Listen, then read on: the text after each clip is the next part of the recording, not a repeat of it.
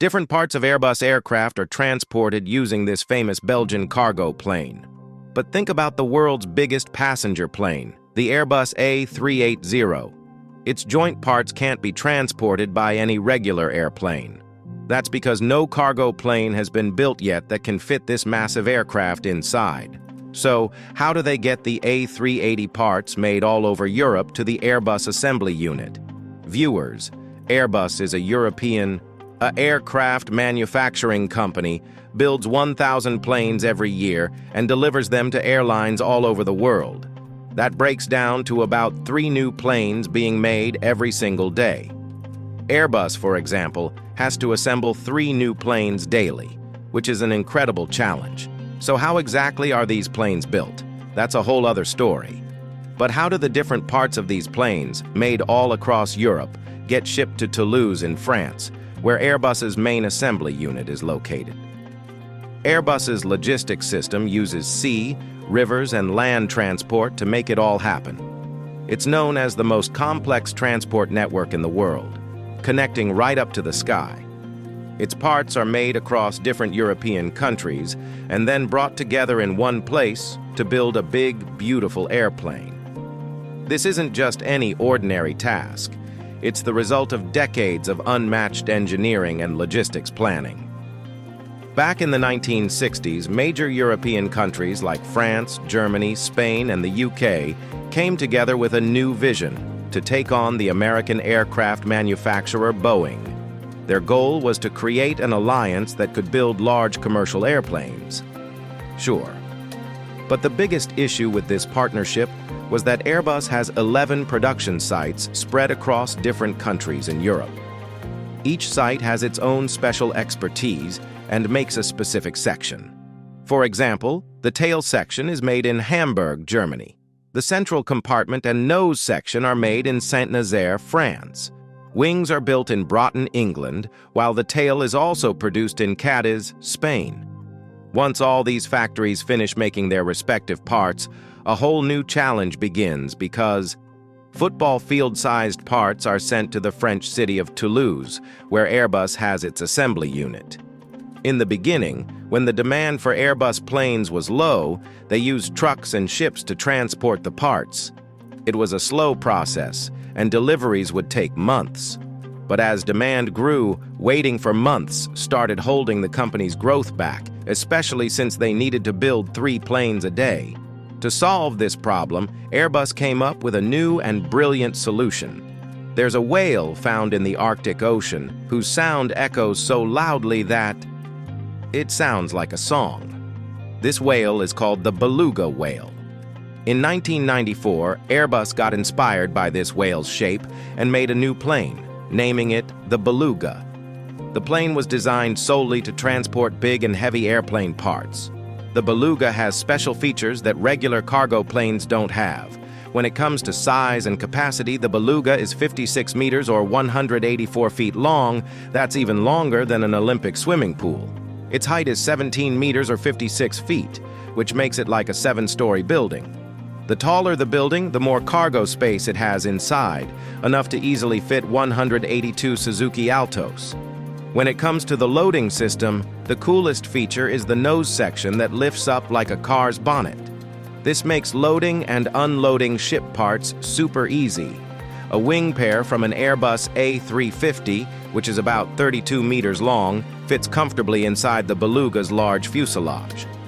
Just this one pair of wings costs 40 million euros, which is roughly 400 crore rupees. That's why, if even a little damage happens during transport, it could lead to losses worth millions. That's why extreme precautions are taken at every step to protect it. When it comes to speed, parts that used to take ships or trucks months to reach Toulouse can now be delivered by the Beluga in just 2 hours, from one side of Europe to the other. Thanks to this fast delivery, there's no disruption on Airbus's assembly line. After this success, in 2014, Airbus made an even better version of the Beluga called the Beluga XL. It can carry even more parts and bigger components. It's capable. Everything was going fine until 2004, when the world's biggest passenger plane, the Airbus A380, was launched. Its fuselage, called the fuselage large, is about 8.4 meters tall, and the wingspan near the fuselage can be up to 16 meters wide. Now, the problem was that the Beluga XL, whose cargo compartment height is 7.5 meters, couldn't fit the Airbus A380's fuselage large or its wings. Just so you know, the fuselage large, which is cylindrical, can be made and assembled in different sections, making it easier to handle. But the wings have to be made in one single piece, because it has both the fuel tank and hydraulic lines inside. And the most stress is on the wings. That's why it's made in one piece, so there's no structural weakness or fuel tank leakage. To send the components of the new A380 from different parts of Europe to Toulouse, Airbus even considered building a bigger Beluga XL. But there were many issues. They would have had to redesign the Beluga and increase the engine capacity, which would have cost billions of euros. Meanwhile, the Airbus A380 is already so big, not every airline can operate this, which is why the demand was pretty low. So, Airbus dropped the idea of the Beluga XL just for transporting a few aircraft parts. Now, Airbus had to come up with a new plan. This is where the story of the super convoy traveling by land, river, and sea begins. Airbus specially made roll-on/roll-off ships so that big and heavy parts could be transported easily. The parts are loaded and unloaded by rolling them on wheels. That's why these ships are called roll-on, roll-off, or RORO ships. There's a ship called the City of Hamburg, which is 126 meters long and 20 meters wide, and its cargo space is 5 times bigger than the Beluga XL. At the Hamburg port in Germany, Airbus's huge sections are loaded straight onto rolling platforms that go directly into the ship, no cranes needed. This ship travels about 1,600 kilometers from Hamburg in Germany to the port of Saint-Nazaire in France. The journey isn't easy because storms and waves up to 5 meters high are common in the North Sea. And if the sea gets rough, causing the ship to rock. If even a tiny scratch happens to the wing worth crores, the company has to rebuild the entire wing from scratch. That's why the ship's captain and crew check the cargo chains every 4 hours, and there's a camera watching the cargo 24/7 to make sure nothing gets damaged. When they reach the port of Saint-Nazaire in France, they make a stop, unload the parts, and load them onto specially designed barges. These barges carry the parts along the Garonne River all the way to the French city of Bordeaux. And this is where the biggest challenge comes in, because in the Garonne River, the Pont des Pierres Bridge is there, and its arches are pretty small.